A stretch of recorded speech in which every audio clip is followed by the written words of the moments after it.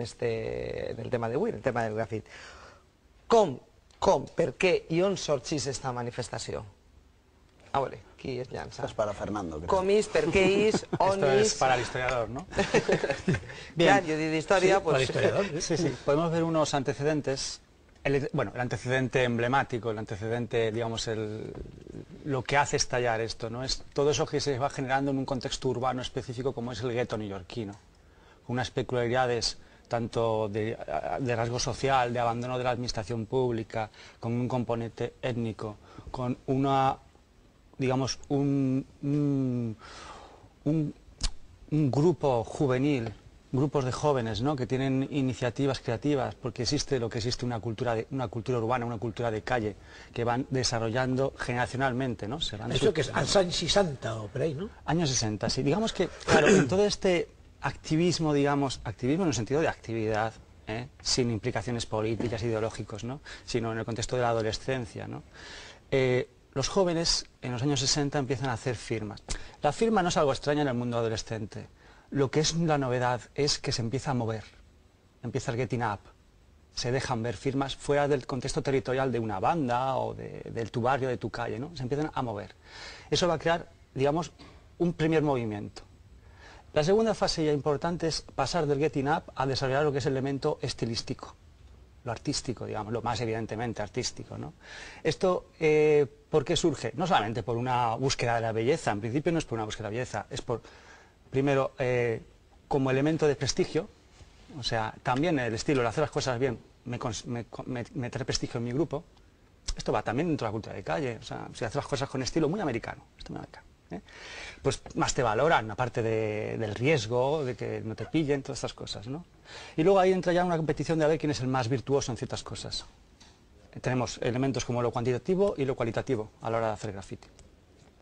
Otro paso ya que más va a revolver más y sobre todo va a ser la punta de toque, ¿no?, que va a hacer que los medios, que todo el mundo se vuelque sobre qué está pasando en las calles, es el subway art, la erupción en el metro, a empezar a pintar vagones. También con ese imperativo de dejarse ver lo más posible del modo, digamos, más impactante, más sobresaliente, ese ingenio, ¿no?, desarrollado en ese sentido dentro de ese mundo juvenil. Y de allí, bueno, ya con toda la efervescencia del hip hop se empieza a expandir fuera de lo que es el contexto local. Ahí se apuntan. ¿Cómo se expandís? ¿Cómo es traslada de un...? Se traslada en los años 80, es cuando, digamos, es la gran salida. Hay varias vertientes, ¿no? Está la vertiente más popular, digamos, que va a ir, que sea, digamos, en dos ondas, ¿no? Digamos, la onda dentro de lo que es Estados Unidos y luego la onda fuera de Estados Unidos, en Europa y todo eso, ¿no? Pero en un contexto ligado, digamos, con lo que es la explosión hip hop, un movimiento estético musical. Un graffiti no es una pintada, ¿o sí?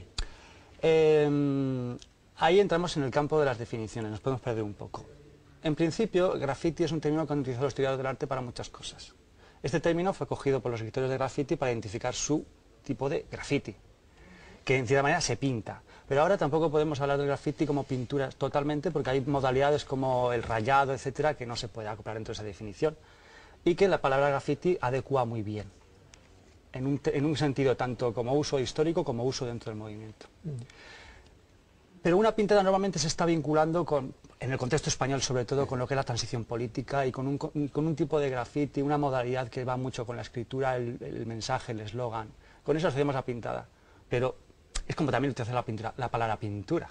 Pero realmente, cuando van a también podría ser pintura, o pintura ya la ceñimos a un campo estricto de un ámbito artístico, o lo que pinta la tía Matilde en su barraca es también pintura. No, però la pregunta és, quan realment va néixer el grafit, no portava un component prou gran, de protesta, de transmissió... Antisistema? O no, això és més un mite, o no és un mite, ho pregunto, des del desconeixement. No portava un component antisistema perquè el que es llegia era un eslògan. Era un eslògan personal del propi escriptor. En aquest sentit sí que és subversiu, perquè en un món tan deshumanitzat com... Bueno, jo no he estat mai a Nova York, però suposo que és una ciutat amb molts milions d'habitants i aleshores com una espècie... Molts escriptors han fet la comparació en la marca publicitària. El fenomen en si és subversiu. No és subversiu perquè diu no estic d'acord en la política local. Això és una pintada en què utilitza l'esprai, que és el suport propi del grafiti. Claro, de hecho, Pero sí que es subversiu, ¿no? El acte en sí de que un chaval está molt basat en el ego. sí, yo creo que lo más importante que tuvo el movimiento de graffiti neoyorquino era precisamente el hecho de que utilizaban un código cerrado. O sea, el hecho de que lo que estaban contando no contaba nada fuera de lo que era el círculo de gente que pintaba. Cuando alguien veía un graffiti en la calle no entendía lo que ponía, con lo que se estaba consolidando ahí era la acción del grafitero, ¿no? Clar.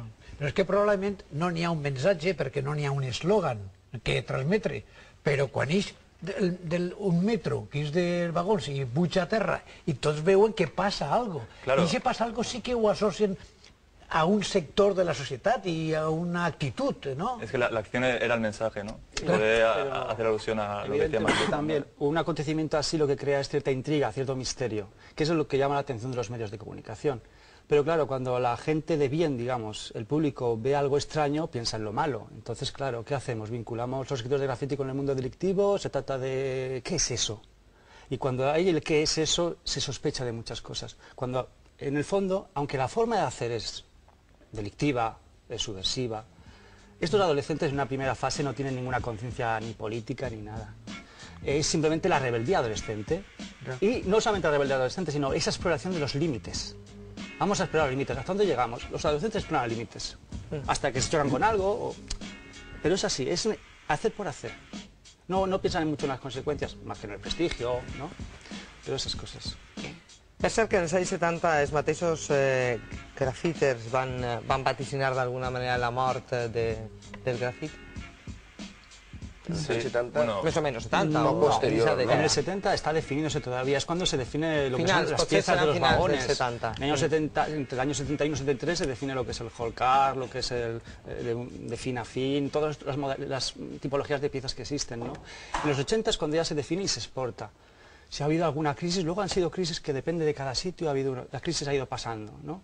Pues sí, Pero- sí que es cierto que a principios de los 80 hubo un aumento de los sistemas de seguridad en las cocheras de Estados Unidos y también digamos que empezó a haber una reacción por parte de los ciudadanos, del gobierno y el índice de graffiti bajó bastante, ¿no?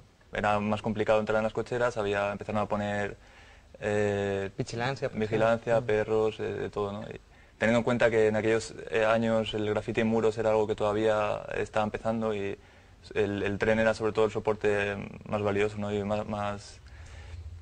que más éxito tenía entre los propios escritores, pues el hecho de que fuera más complicado entrar hizo que hubo escritores que hablasen de que estaba muriendo el graffiti, ¿no? De que aquello ya no tenía... Per cert, es parla més d'escriptors de grafiti que de grafiters, no? Es diu escriptors de grafiti, no? Però jo pense, corregiu-me si m'equivoco, que és una qüestió etimològica. Jo penso que prové de l'anglès writer, perquè se dediquen a escriure el nom. És l'acció física d'escriure. Esa firma que exacte, és un inicialment poc confós és una traducció. una traducció literal, ¿no? Claro, porque aquí, bueno, a nivel popular se utiliza la expresión grafitero. Lo que pasa es que como tiene ciertas connotaciones peyorativas, se trata de eludir. El escritor tiene como cierta categoría, ¿no? Pero el final enero queda raro. Ver, grafitero. El grafitero, ¿Se te parece de otra también, manera? el ero también es un poquito a veces... En el fondo es el tono con que pronuncia las cosas. Es un poco así. Bueno, els barris de les nostres ciutats, ja ho havíem vist